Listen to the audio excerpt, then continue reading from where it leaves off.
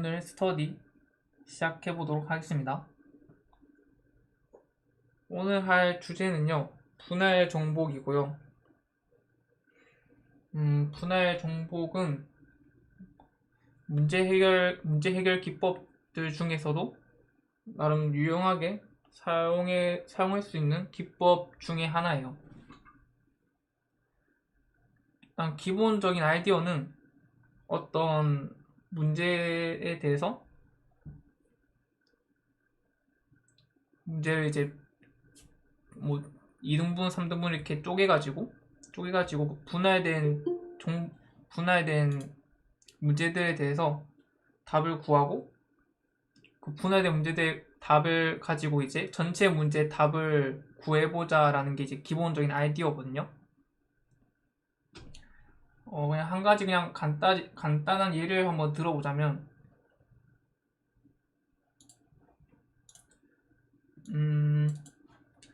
일단 뭐 배열이 있다고 했을 때, 그냥 한 배열이 있다고 했을 때, 배열 안에는 이제 다양한 원소 값들이 들어가 있겠죠? 이런 배열이 있다고 했을 때, 함수를 하나 구현을 해본다고 해볼게요. 예를 들어서, 맥스 밸류 값을 찾는 함수를 구현해 본다고 해볼게요. 이 배열에서 제일 큰 최대값을 찾는 함수라고 생각하시면 되겠어요. 그러면 이제 이 함수를 구현한다 했을 때 위에서 우리 배열을 입력받으면 이 배열에서 제일 큰 최대값을 어떻게 구해 볼 수 있을까요? 그냥 단순히 나이브하게 구해 본다고 하면 그냥 이 모든에서 원소가 n개 원소가 있다고 했을 때 n개 원소들을 다 하나하나씩 비교해보면서 제일 큰 값을 찾아볼 수 있겠죠? 사실 뭐 이렇게 구해도 별 큰 문제가 없는데, 이렇게 구한다면 우리가 시간 복잡도를 계산해 본다면 그냥 n개의 원소들을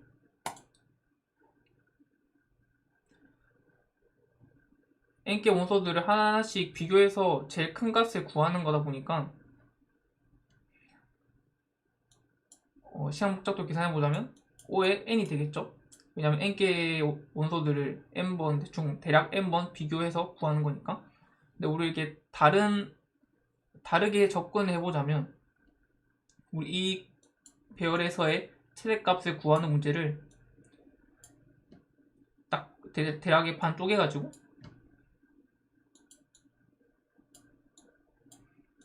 이렇게 쪼개본다면 이 전체 배열에서의 최대값은 이 왼쪽 배열에 있거나 오른쪽 배열에 있거나 둘 중에 한 군데 있겠죠? 그럼 이제 대략 이제 이 위치를 가리킨 인덱스를 L이라고 하고, 왜 가리키는 인덱스를 R이라고 하고, 중앙을 그냥 대충 미드라고 할게요. 그럼 우리가 이 배열을 두 개로 딱 나눠서 이 전체 배열의 최대값은 왼쪽 배열이 있거나 오른쪽 배열이 있는 거니까 한마디로 왼쪽 배열에서의 최대값과 오른쪽 배열에서의 최대값을 구해서 그 두 개를 비교해서 큰 값이 전체 배열의 최대값이 되겠죠? 그러면 이제 여기는 이제 L이 될 거고, 가리킨 코 L이 될 거고, 여기는 이제 미드라고 한다면 여기는 대략 미드 플러스 1일 거고, 여기는 대략 R이 되겠죠? 그럼 우리가 이 전체 배열의 최대값을 구하는 문제를 반으로 쪼개서 왼쪽 배열에서의 최대값을 구하는 문제와 오른쪽 배열에서 최대값을 구하는 문제로 나눠볼 수 있어요. 그러면 여기서는 어떻게 최대값을 구하냐? 그럼 똑같이 제기 호출로 똑같이 호출해서 구하면 돼. 예를 들어서 이 전체 별에서 구하는 함수를 이제 L과 R에 전달해서 L과 R 사이에 있는 원소들에 대해서 최대값을 구한다는 의미면 똑같이 제기호출로 맥스 밸류 L, 미드 이렇게 호출하면 되겠죠. 호출하면 또 알아서 또 들어가서 또 제기이다 보니까 똑같이 또 반대쪽에서 또 여기서 또 맥스를 구하고 여기서 또 맥스를 구하고 또 여기서 맥스를 구하기 위해서 또 쪼개지고 이렇게 쪼개질 거예요. 알아서. 그러면 최종적으로 이제 제일 밑에까지 내려오면 더 이상 쪼갤 수 없는 게 이제 원소가 하나만 있을 때는 더 이상 쪼갤 수가 없겠죠. 이걸 이제 제기 함수에서는 이제 뭐 꼬리 조건, 뭐 기저 조건, 더 이상 쪼개서 내려갈 수 없는 조건을 말하는데, 이 경우는 이제 원소가 하나만 있을 때는 더 이상 쪼갤 수 없으니까 그때는 자기 자신이 그냥 최대값이 되겠죠.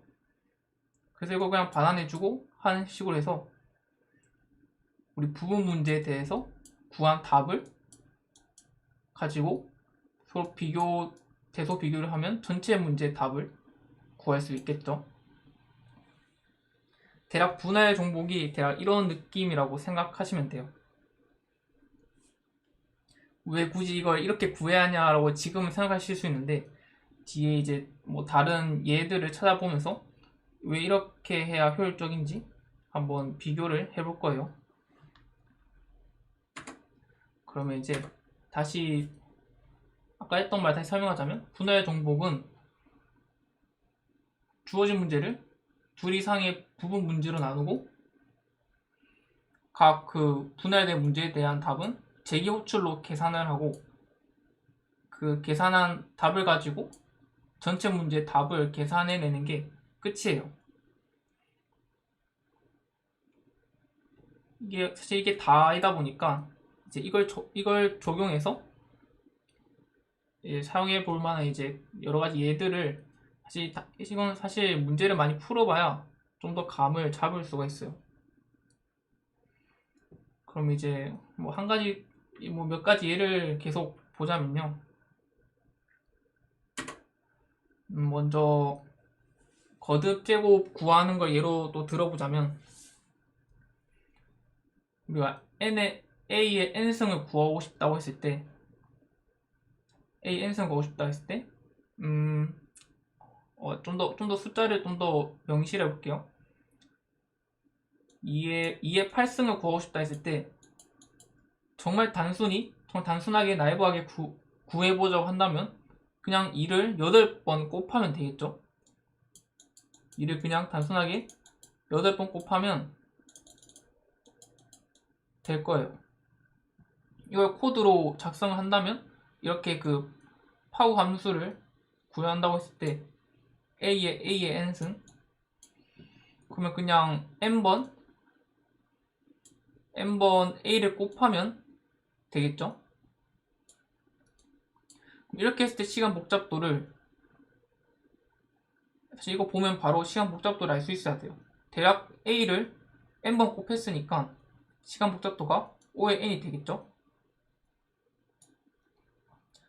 그럼 이걸 좀 더 빠르게 구할 수 있느냐, 이거 어떻게 하면 빨리 구할 수 있을지를 생각해 보는 거예요. 분할 정복 기법으로 풀어보자면요. 얘를 이제 2의 8승은 사실 이게 반으로 딱 쪼개보면요, 이렇게 표현할 수 있어요. 2의 4승 곱하기 2의 4승. 왜냐면 지수는 이제 곱하면 서로 더해지니까, 지수끼리 서로 더해지니까. 그럼 2의 8승은 2의 4승 곱하기 2의 4승으로 나눌 수 있다 했잖아요. 그러면 결론은 이제 2의 4승을 알면 2의 4승을 구하면 얘를 그냥 자기 자신을 곱하면 2의 8승이 되는 거예요. 그럼 2의 4승은 어떻게 구하냐? 2의 4승도 똑같이 반으로 쪼개보는 거예요. 그러면 얘는 이제 2의 2승을 구하면 2의 4승을 구할 수 있죠. 그럼 2의 2승은 똑같이 2의 1승 곱하기 2의 1승이겠죠. 그냥 2의 1승은 사실은 더 쪼개기도 사실 좀 그러니까, 1승은 그냥 자기 자신 그대로잖아요. 얘는 그냥 이 자신은 그냥 그대로 반환을 해주면 될 거예요. 그러면 이제 2의 1승을 구했으니까 자 자신을 곱해서 2의 2승이 될 거고 2의 2승을 곱해서 2의 4승이 될 거고 2의 4승을 곱해서 2의 8승이 구해지겠죠? 대충 이렇게만 봐도 아까 위에서 같은 경우는 2의 8승을 구하기 위해서 곱하기 연산을 대략 곱하기 연산만 대략 7번을 사용했겠죠? 근데 아까 이 방식대로 하니까 대충 곱하기 연산을 한 번, 두 번, 세 번 거의 세 번밖에 안 했어요. 이 지수가 8이라는 건 정말 작은 숫자인데도 이렇게 약간의 연산 횟수가 차이가 나는 걸 볼 수 있죠. 이걸 코드로 보자면 뒷페이지에도 적어놨는데 이제 분할 정보국을 이용해서 구해보자면 A의 n승은 이렇게 나눠볼 수 있고 A n승 구하는 문제를 A 2분의 n승을 구하는 문제로 나눠볼 수 있다는 거예요. 그래서 오른쪽 코드를 보면 일단 여기 일단 위에 부분 넘어가서 하프 이렇게 A의 n승을 구하고자 했을 때 A의 2분의 n승을 이렇게 재교출로 이렇게 구하고 이 구한 값을 똑같이 곱해가지고 반환해 주는 걸 볼 수 있어요. 그리고 이제 기저 사례로 제일 밑에까지 내려왔을 때 얘는 이제 n이 0일 때로 이제 표현해 놨는데 모든 숫자의 0승은 1이잖아요. 뭐 0일 때든 아니면 뭐 1일 때도 이렇게 표시를 해놔도 괜찮은데 아무튼 이렇게 제일 밑에 꼬리 조건을 이렇게 명시해놨고 n이 0승일 때는 이제 1이니까 1을 이렇게 리턴하도록 해놨어요. 그리고 이제 여기서 또 유심히 봐야 할 것이 이제 홀수일 때인데요. 여기 같은 경우는 이제 홀수일 때는 정확하게 이게 지수가 이제 정수로 받았다 보니까 홀수인 경우는 정확하게 반으로 못 나누잖아요. 그래서 여기 같은 경우는 이제 홀수인 경우에는 이런 식으로 구했어요. 근데 여기서 의문점을 가질 수가 있는 게 예를 들어서 2의 7승을 구하고자 했을 때 그럼 대략적으로 절반을 나눠서 이렇게 구할 수도 있는 거 아니냐 라고 생각하실 수도 있는데 뭐 이렇게 구해 보려고 해도 되긴 하지만 그러니까 이게 좀 더 단순하고 좀 더 효율적이라고 할 수 있어요. 뒤에 비교해 볼 건데 이게 사실 1을 빼줌으로써 홀수에다 1을 빼면 무조건 짝수가 되잖아요. 그렇기 때문에 짝수가 되면 또 무조건 절반으로 뚝 떨어지니까 그냥 1을 빼서 그냥 짝수로 만들어 버리는 거예요. 그 다음 제기호 칠 때 무조건 절반으로 뚝 떨어지게끔. 그럼 이제 이렇게 구했을 때 차이가 어떻게 되냐면 이것도 제가 그려놨는데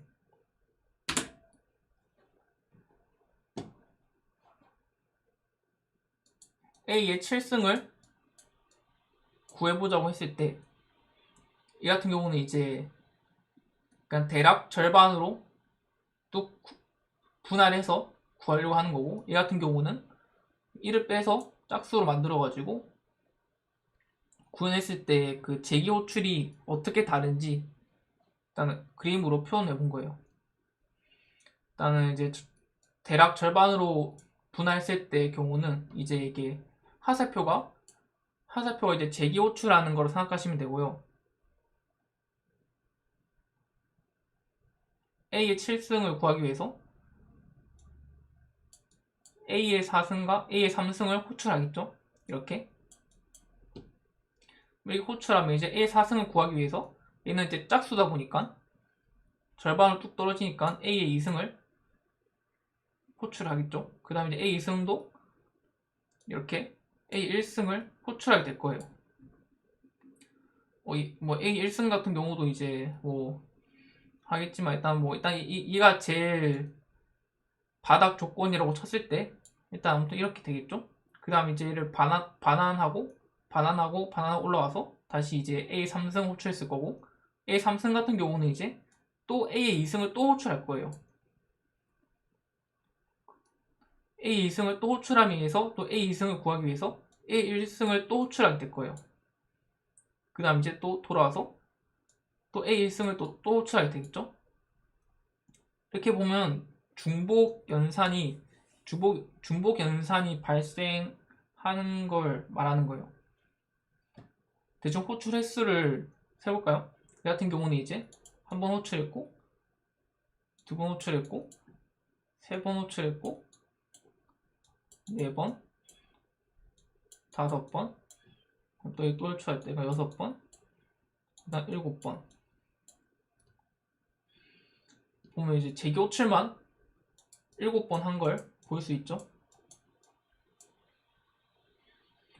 그 다음에 이제 옆에 이제 1을 빼서 짝수로 만들었을 때를 한번 비교를 해볼게요. 이 같은 경우는 이제 얘는 이제 홀수다 보니까 1을 빼서 6을 호출할 거고, 6은 이제 짝수다 보니까 반 나눠서 3을 호출할 거고, 3은 이제 홀수다 보니까 1을 빼서 2를 호출할 거고, 2는 또 이제 1을 호출하게 될 거고, 확실히 이제 왼쪽에 비해서 호출하는 게 확실히 좀 더 깔끔해 보이죠? 보면 이제 호출한 것도 한 번, 두 번, 세 번, 네 번, 네 번밖에 호출을 안 했어요. 뭐 사실 왼쪽 같은 경우도 이렇게 구현한다고 했을 때 얘를 한 번 더 계산 안 하게 하게끔 얘를 한 번 호출해서 A의 2승을 구했다면 A의 2승을 구한 값을 따로 이제 메모리에다가 저장을 해두고, 혹시나 또 중복해서 요청을 했다 했을 때 또다시 이렇게 재기 호출을 들어가지 않고 얘 저장된 값을 반환하도록 코드를 구현한다면 사실 얘도 뭐 빠르게 잘 작동을 할 거예요. 근데 다만 이제 이런 메모리를 더 사용하게 될 거고, 또 이 메모리를 또 계산했는지 또 체크해서 얘를 또 반환해주고 괜히 더 복잡해지겠죠. 그냥 이제 1을 빼기만 하면 어차피 1을 빼는 순간 짝수가 되기 때문에 어차피 절반으로 뚝 떨어질 텐데, 그냥 이렇게 하는 게 더 편하다라는 거죠. 그래서 이제 앞에 코드로 다시 돌아가 보자면, n을 2로 나눴을 때 나머지가 1이라면 홀수라는 의미겠죠. 홀수인 경우는 이제 a 곱하기 a의 n-1승, 이거 이제 이렇게 되겠죠. 이런 식으로 이제 구해주고 있어요. 이거는 이제 여러분이 이제 코드를 짜다가 거듭 제곱을 구해야 할 일이 있다면 이런 식으로 코드를 짠다면 훨씬 더 효율적이고 빠르게 거듭 제곱 값을 구할 수 있을 거예요. 다만 여기서 신경 쓰이는 부분이 이제 여기 제가 인트로 표현해 놨는데, 사실 이제 제곱값 같은 경우는 보통 값이 후훅 이게 커지는 경우가 많다 보니까 웬만하면 그냥 안전하게 롱롱으로 표현하는 게 좀 더 안전할 거예요. 그냥 인트는 범위가 21억까지밖에 안 되다 보니까 막 곱하다 보면 이제 21억을 넘어갈 수도 있으니까, 그렇게 생각하실 때는 이제 롱롱으로 그냥 이렇게 롱롱으로 표현하는 게 더 좀 더 오버플로우 발생할 일이 좀 더 적겠죠. 이건 여러분이 이제 거듭 제곱을 구할 일이 있을 때 이 코드를 사용해 보시면 될 것 같습니다. 그다음 이제 다른 예를 또 들어보자면, 이제 대표적인 이제 퀵 정렬 알고리즘이 있는데요. 여러분 이제 C 언어 수업을 학교에서나 아무튼 뭐 개인적으로 공부를 하셨다면 아마 정렬 알고리즘 한 번쯤은 구현해 보았을 텐데, 보통 이제 처음 정렬 배우는 게 선택 정렬이라든지 아니면 뭐 버블 정렬이라든지 아니면 삽입 정렬이라든지 등이 보통 있죠. 얘네들 같은 경우는 이제 보통 시간 복잡도를 따지면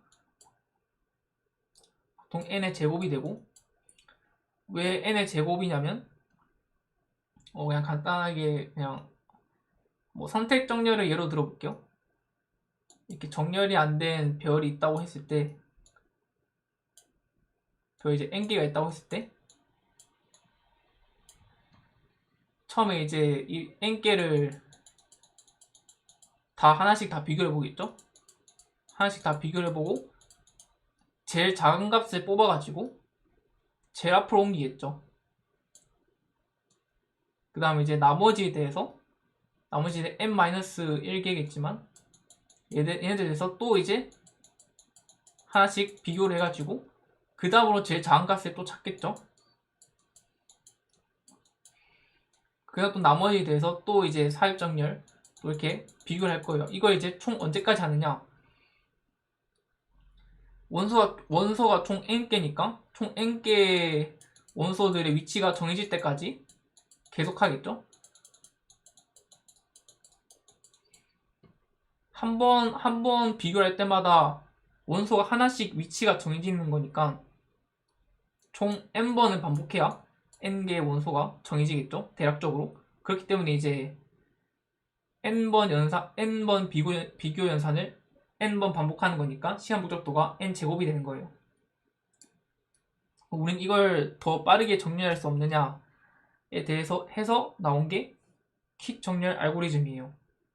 이 같은 경우는 이제 해주고, 킥 정렬 알고리즘 같은 경우는 이렇게 정렬이 안 된 배열이 있으면 하나 기준을 정해. 기준. 예를 들어서 뭐 제일 앞에 거를 기준으로 정한다고 했을 때 기준보다 작은 값들은 왼쪽으로, 기준보다 큰 값들은 오른쪽으로 이렇게 보내는 거예요. 기준값이랑 하나씩 비교를 해가지고, 그러면 이제 기준이 이제 이렇게 있으면 얘보다 작은 것들은 왼쪽으로 옮기고 기준보다 큰 값은 오른쪽으로 옮기면 그러면 이제 얘 기준수의 위치는 딱 정해진 거죠. 왜냐면 이제 얘보다 왼쪽은 어차피 자기보다 다 작은 것들이고 얘보다 오른쪽에 있는 것들은 다 큰 값들이잖아요. 그러다 보니까 얘는 이제 위치가 정해진 거고, 그럼 이제 얘네들에 대해서 똑같이 또 퀵 정렬을 돌리면 돼요. 보면 이제 똑같은 배열의 형태가 두 개로 분할이 된 게 보이죠? 얘네들에 대해서 또 재교출로 또 그 퀵 정렬을 돌리는 거예요. 그럼 얘도 이제 기준을 정해서 이렇게 분할이 될 거고, 작은 거와 큰 것들이 얘도 이제 대충 이게 분할이 될 거고, 이게 계속 하다 보면 근데 이제 정렬된 배열을 가질 수가 있겠죠. 이렇게 했을 때 그래서 좀 더 옆에 오른쪽에 좀 더 숫자들이 좀 더 나와 있는데, 이렇게 배열이 있다고 했을 때 얘를 기준으로 정하고 하나씩 비교를 해보면서 작은 값들은 이제 이쪽에 왼쪽에, 큰 값들은 오른쪽에 보내고, 얘네들에서 또 똑같이 그냥 퀵 정렬 돌리는 거예요. 기준을 정하고 얘보다 작은 값들은 이쪽에 그래서 기준을 정해서 이렇게 하다 보면 이제 결론적으로 다 각자 자기 위치들이 다 정해지겠죠. 그럼 이렇게 구현했을 때 시간 복잡도가 어떻게 되느냐, 아까 다른 선택 정렬, 버블 정렬 같은 경우는 이제 n 제곱이라고 했는데, 얘는 이제 보면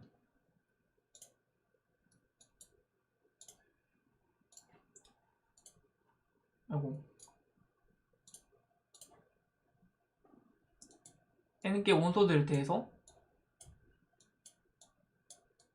n개 원소들에 대해서 이제 대충 이제 두 개로 나뉘잖아요. 기준에 따라서 대략 그 덩어리가 기준은 어차피 정해진 거니까 우리가 구해야 할 배열이 두 개로 나눠지고 또 얘들에 대해서 또 재기 호출을 하면 대략 이제 네 덩어리가 되겠죠. 그럼 총 언제까지 재기를 호출하냐면 n개의 덩어리가 생길 때까지 재기 호출을 하겠죠. 그러면 이제 처음에 한 덩어리였다가 한번 재기 호출을 서로 하면 이제 두 덩어리가 되고 그다음 네 덩어리가 되고 두 배씩 증가하면서 이제 총 n개가 될 때까지 반복하는 거다 보니까 이제 로그 n이 되겠죠. 밑에는 이제 2가 될 거고. 그럼 이 퀵 정렬 시간 복잡도는 어떻게 볼 수 있냐면 n 로그 n이 되겠죠. 이 2는 그냥 생략을 할 수 있어요. 그런데 이게 중요한 거는 이렇게 항상 이게 두 덩어리로 비슷한 크기의 두 덩어리로 나뉜다라고 사실 보장은 할 수 없잖아요. 여기 같은 경우도 보면 여기 27을 기준으로 정했는데 사실 옆에 수들 전부 다 기준보다 작아가지고 사실 한 덩어리밖에 안 만들어졌잖아요. 이렇게 된 경우는 이제 사실 분할이 사실 거의 안 된 거랑 다름없다 보니까 계속 이렇게 분할이 안 된다면 최악의 경우에는 n제곱까지 가겠죠. 선택 정렬과 버블 정렬과 똑같이. 그럼 얘는 이제 사실 최악의 경우에는 n제곱이 사실 킥 정렬이. 근데 이제 확률적으로 평균적으로 봤을 때 정말 원소들이 값들이 랜덤하게 들어가 있고 정말 그 원소의 개수 n이 정말 크다고 했을 때 확률적으로 이제 보면 웬만하면 절반 이렇게 절반의 크기로 평균적으로 지겠죠. 그렇다 보니까 이제 사실 시간 복잡도가 평균적으로 n 로그 n이라고 사실 말할 수 있는 거예요. 평균적으로 웬만하면 n 로그 n이라고. 뭐 이거에 대해서 이제 평균에 대해서는 이제 우리가 세타를 보통 표시를 하는데 세타 n 로그 n이다 라고 표현하는데 그냥 사실 그냥 n 로그 n이라고 말해도 대충 다 사실 다 서로 다 알아들어요. 사실 그냥 n 로그 n이라고 생각하시면 될 것 같아요. 다만 이제 정말 최악의 경우에는 n 제곱이 될 수도 있다 이렇게 생각하시면 될 것 같습니다. 뭐 킥 정렬에 대한 코드는 사실 뭐 구글이나 인터넷 검색해보면 뭐 워낙 유명한 알고리즘이다 보니까 이제 코드들이 많이 나와 있고 사실 또 우리가 정렬할 때 정렬을 일일이 구현할 필요가 없는 게 이미 라이브러리로 이제 구현되어 있는 정렬이 있죠. 뭐 C++을 사용한다면 사실 다른 언어들에도 다 있을 거예요. 보통 이제 소트 함수를 호출하면 얘들이 이제 뭐 킥 정렬 알고리즘 이런 것들을 통해서 n로그 n으로 구현이 이미 돼 있어요. 그래서 이제 보통 정렬이 필요하다 싶으면 이렇게 라이브러리 정렬 같은 경우는 이제 워낙 자주 사용하는 거다 보니까 이렇게 라이브러리 함수를 호출해서 정렬을 하시면 됩니다.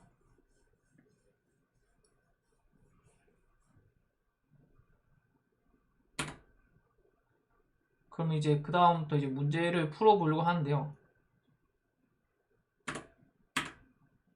문제는 제가 100준의 연습셋을 만들어놨고 그 중에서 이제 한 가지 좀 더 보기 위해서 사실 분해 정복은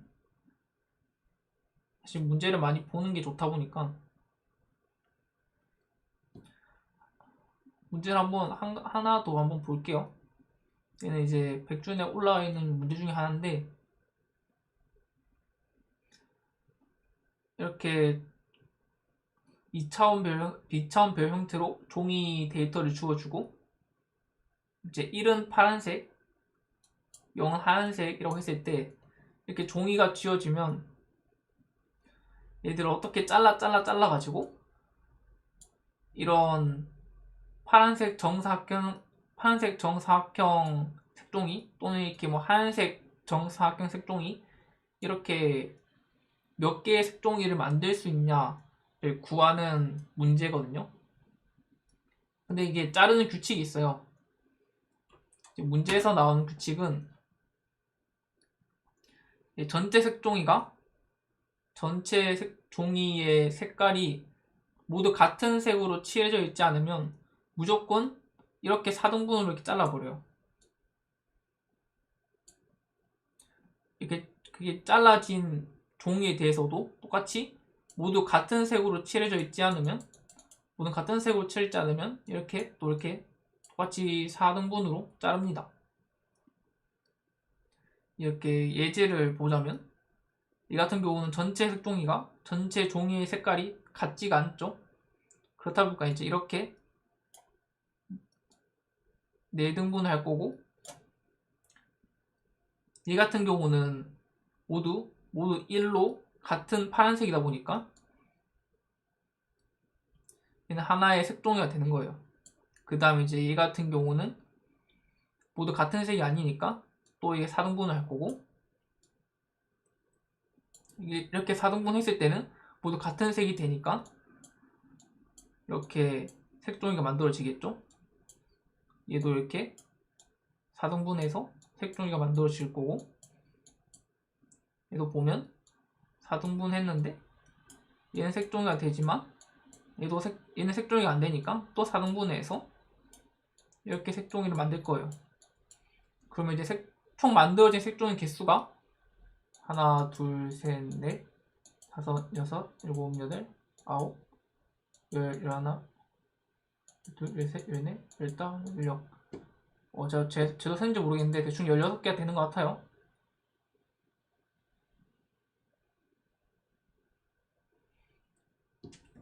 그러면 이제 이걸 어떻게 구하느냐? 사실 문제 자체가 분할을 해라고 사실 나와 있다 보니까 그냥 분할 정보를 이용해라고 주는 문제죠. 그냥 단순하게 이 색종이 데이터에 대해서 다 같은 색인지를 확인해보고 다 같은 색이 아니면 이렇게 4등분 해가지고 똑같이 재기호출로 얘가 같은 색인지 확인하도록 재기호출을 해서 구해보면 될 거예요. 대충 코드를 보자면 제가 그냥 간단하게 짜봤는데 이렇게 여기서 나오는 인자 y, x, n은 이 첫 번째 칸의 y, x 좌표고, 그 다음에 이제 이 길이가 n이라는 걸 의미해요. 이렇게 인자들 봤을 때, 4개 변수로 봤을 때, 일단 먼저 얘네들이 모두 같은 색인지를 봐야겠죠? 보면 이제 이 첫 번째 칸을 기준색이라고 치고, 얘랑 같은 색인지 다 비교해보면 되겠죠? 얘는 다 같은지. 그걸 이제 2차원 별이다 보니까 이중포문으로 이렇게 기준색이랑 같은지 비교를 해주고 있어요. 비교를 해주면서 다른 색이면 이제 다르다고 그냥 -1을 넣어버리고, 제가 보면 이제 제가 여기 추가 조건에 넣었는데 제가 이렇게 넣은 이유가 컬러가 -1이 되는 순간, 이렇게 -1이 되는 순간 0보다 작아지게 되죠. 그렇다 보니까 이제 이 조건이 만족이 안 되다 보니까 자동으로 이제 컬러가 -가 1이 되는 순간 자동으로 이제 2개의 반복문을 자동으로 나가게 될 거예요. 이렇게 한번 짜보았습니다. 그러면 이제 모두 같은 색인지 체크를 해보았고, 모두 같은 색이면 컬러가 -1이 아니면 모두 같은 색으로 칠해져 있다는 거니까 이렇게 카운트 뭐 배열을 만드는 변수를 만드는 해가지고 이게 1 카운트 올려주면 되겠죠. 근데 모두 같은 색이 아니라면 이렇게 재교출로 보면 이렇게 4등분을 해야 하니까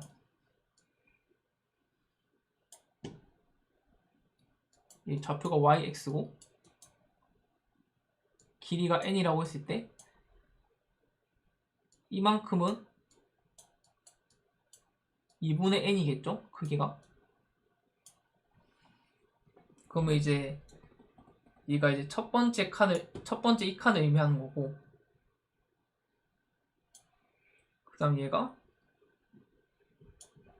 이 두 번째 칸을 의미하는 거고, 얘가 이 칸을 의미하는 거고, 얘가 얘를 의미하도록 재교출로 이제 각자 분할된 면에 대해서 답을 구해주는 거예요.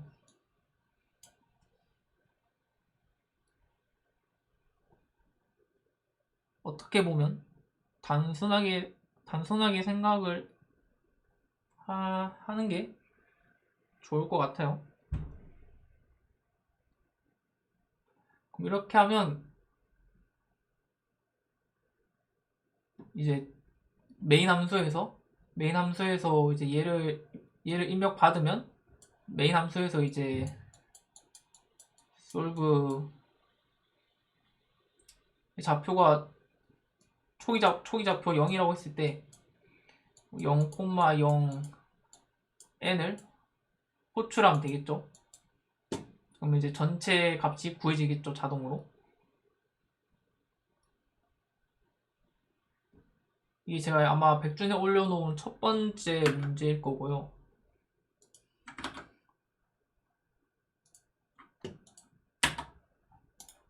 올라가 있나? 아, 네, 이게 비번 문제네요. 비번 문제 제가 설명한 거 그대로고요.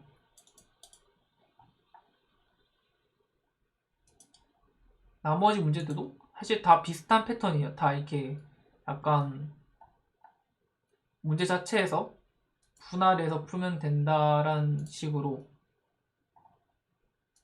나와있고, 그 다음 이제 이건 사실 말 그대로 문제 자체에서 분할해서 풀라고 나와있으니까 사실 기초 문제에 가깝고, 이제 이 분할 정복을 응용을 한다면 이제 어떤 문제를 풀 수 있냐면, 이제 이것도 이제 매우 분할 정복 문제에 대해서 매우 대표적인 문제 중에 하나인데, 이런 히스토그램이 있다 했을 때 히스토그램을 잘라서 만들 수 있는 가장 큰 직사각형을 구하는 거예요. 히스토그램에서 만들 수 있는 가장 큰 직사각형, 얘는 이제 어떻게 구해보냐면, 이거는 이제 여러분이 한번 고민을 해서 꼭 풀어보셨으면 하는데, 그 약간 아이디어를 어떻게 접근하면 되는지 아이디어를 드려볼게요. 이 같은 경우는 이제 정말 나이브하게 구한다면 그냥 만들 수 있는 모든 직사각형을 다 만들어 보면 되겠죠. 처음에 이제 이 한 칸만 사용한다면 이런 직사각형 만들 수 있을 거고, 그 다음 이런 직사각형 만들 수 있을 거고, 이런 직사각형 만들어 볼 수 있을 거고, 이게 시작 위치를 S라고 했을 때 이렇게 여기서부터 만들 수 있는 모든 직사각형을 다 만들어 보고, 그 다음 두 번째 위치에서 만들 수 있는 모든 직사각형을 만들어 보고, 그다음 세 번째 위치에서 만들 수 있는 모든 직사각형을 만들어 보고, 이런 식으로 하면 대략 대충 생각해 봤을 때 n제곱이면 답을 구할 수 있겠죠. 근데 이게 문제를 보면 아는데, n이 n의 그 제한 범위가 최대가 10만이라고 나와 있어요. 10만. 10만이라고 나와 있고 10만의 n 제곱이면 10만의 n 제곱이면 얼마가 되겠어요? 공이 10개니까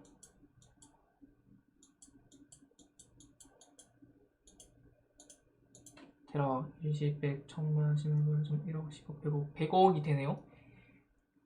100억이면 당연히 이 프로그램이 1초 만에 동작해야 한다고 제한이 걸려 있는데 100억이면 1초를 넘겠죠? 이걸 약간 처음 보는 사람은 이제 이게 몇 초가 걸릴지 사실 감이 안 잡힐 수가 있는데 저 같은 경우는 그냥 진짜 그냥 팁으로만 드리자면 그냥 웬만하면 시간 복잡도를 계산했을 때 1억을 안 넘도록 하는 게 좋아요. 그냥 웬만하면 1억을 안 넘도록 시간 복잡도 계산해보면 좋고 이렇게 봤을 때는 이제 n이 최대가 10만이고 n 제곱으로 구해버리면 1억을 그냥 넘어버리잖아요. 그러니까 이제 이 같은 경우는 n 제곱으로 풀면 안 된다. 근데 이런 식으로 이런 입력 제한해 가지고 대략 내가 시간 복잡도를 얼마 정도로 구해야겠구나를 미리 그냥 계산해 볼 수도 있어요. 그럼 이제 이걸 어떻게 시간을 단축을 하느냐. 지금까지 분할 정복을 배웠으니까 당연히 분할 정복 접근법으로 이제 생각을 해봐야겠죠. 그러면 이제 얘도 그냥 사실 거의 아이디어를 거의 다 드리는 거긴 한데 일단은 알면 좋으니까 얘도 그냥 가운데 선 하나 그어보는 거예요. 선을 이렇게 그어보고 우리가 구하고자 하는 거는 가장 큰 직사각형이잖아요. 그 큰 직사각형은 이제 왼쪽에 왼쪽에 있을 수도 있고 왼쪽에 있냐 아니면 오른쪽에 있는가 아니면 이 가운데 선을 걸쳐 있는가 이 세 가지 중에 하나일 거잖아요. 오른쪽에 있든지 왼쪽에 있든지 아니면 가운데 선에 걸쳐 있든지 이 세 가지 경우 중에 하나이니까 그럼 이 세 가지에 대해서 가장 큰 직사각형 구해서 왼쪽에서 가장 큰 직사각형 구하고 오른쪽에서 가장 큰 직사각형 구하고 그 다음에 이제 가운데 걸칠 수 있는 가장 큰 직사각형 구해서 이 세 개 중에 가장 큰 값이 이 전체의 가장 큰 직사각형이 되겠죠. 그럼 이제 이렇게 생각해 보면 일단 사실 그 왼쪽 오른쪽 관한 큰 직사각형은 간단히 구할 수 있어요. 그냥 자기 자신을 재기호출하면 됩니다. 여기가 이제 L이고 위치가 L이고 R이라고 했을 때 얘가 미드라고 한다면 L부터 R 사이의 가장 큰 직사각형 구한 다음에 이제 반쪽에서 L부터 미드 범위의 가장 큰 직사각형 재기호출로 그대로 구하면 되고 그 다음에 이제 미드 플러스 1부터 R 범위 내 가장 큰 직사각형 똑같이 재기호출을 해가지고 그대로 구하면 되겠죠. 그럼 이제 그 다음 문제가 되는 거는 가운데 선에 걸쳐있는 가장 큰 직사각형 구하는 건데 이건 또 어떻게 구하느냐.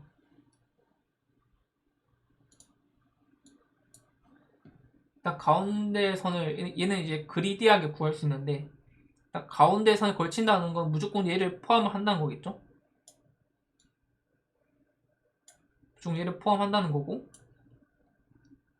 여기서부터 하나하나씩 넓혀보면서 크기 비교를 해보는 거예요. 근데 넓힐 때 여기서 왼쪽 방향으로 확장하면 왼쪽 방향으로 확장하면 이렇게 될 거잖아요. 반대로 이제 오른쪽으로 확장하면 이렇게 되겠죠? 그러면 진짜 딱 이렇게만 봤을 때 당연히 왼쪽보다 오른쪽을 확장하는 게 더 이득이겠죠? 굳이 왼쪽을 확장해서 더 작아지게 만들 필요가 없잖아요. 이걸 이용해서 계속 하나씩 확장해 가면서 크기 비교를 하나씩 다 하는 거예요. 자, 여기 그려놨는데 현재 여기에서 당연히 왼쪽보다 오른쪽을 확장하는 게 더 이득일 테니까 이렇게 확장해보고, 여기서 또 여기서는 이제 오른쪽을 확장한 것보다 왼쪽을 확장하는 게 더 이득이니까 왼쪽으로 이렇게 확장하고, 그 다음 이제 여기서 또 이제 오른쪽을 확장해보겠죠. 그 다음에 더 이상 오른쪽 확장할 게 없으니까 어쩔 수 없이 왼쪽을 확장할 거고, 그럼 또 마지막에 이렇게 또 확장해 보겠죠.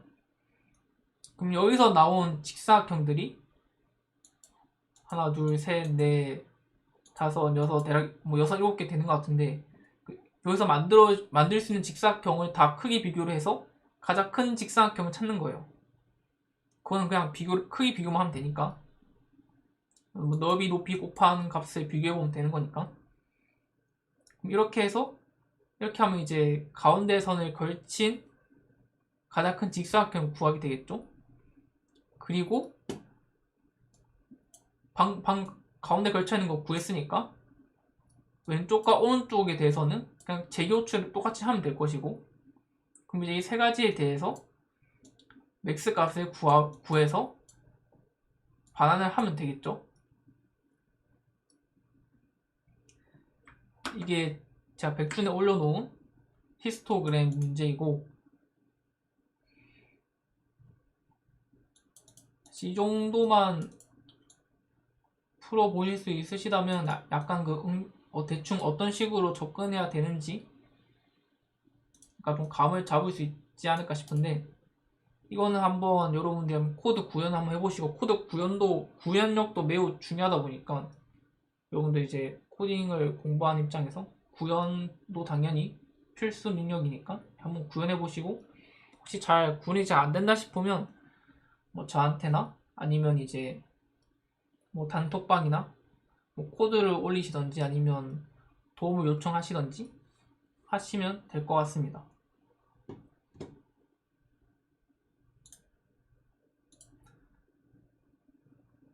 나머지 문제들에 대해서도 백준에 올려놓은 거 보면 사실 그 A, B, C, D, E가 얘도 사실 비슷한 문제였던 것 같은데,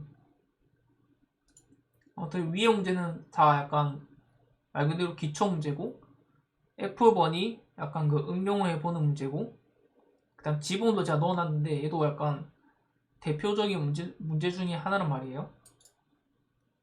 얘도 한번 고민해보는 게 좋을 것 같아요. 얘도 사실 앞에랑 약간 접근법이 사실 다 비슷해요. 얘도 한번 시간이 나신다면 풀어보시면 좋을 것 같습니다.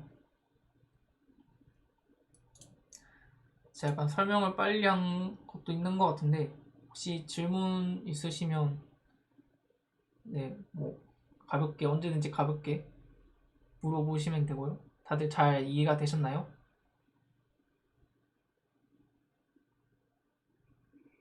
제가 강의 자료도 올려놨으니까 첫 번째 특종이 만드는 문제 같은 경우는 뭐 코드 참고해서 풀어보시면 될 것 같고, 나머지 문제들도 다 이렇게 다 똑같은 구조로 푸시면 되거든요. 그 다음 뭐 히스토그램도 이것도 꼭 풀어보셨으면 하고, 네, 오늘 강의는 제가 나름 빨리 끝낸 것 같기도 한데 여기까지 하겠습니다. 뭐 바쁘시면 나가보셔도 되고요. 다들 고생하셨습니다.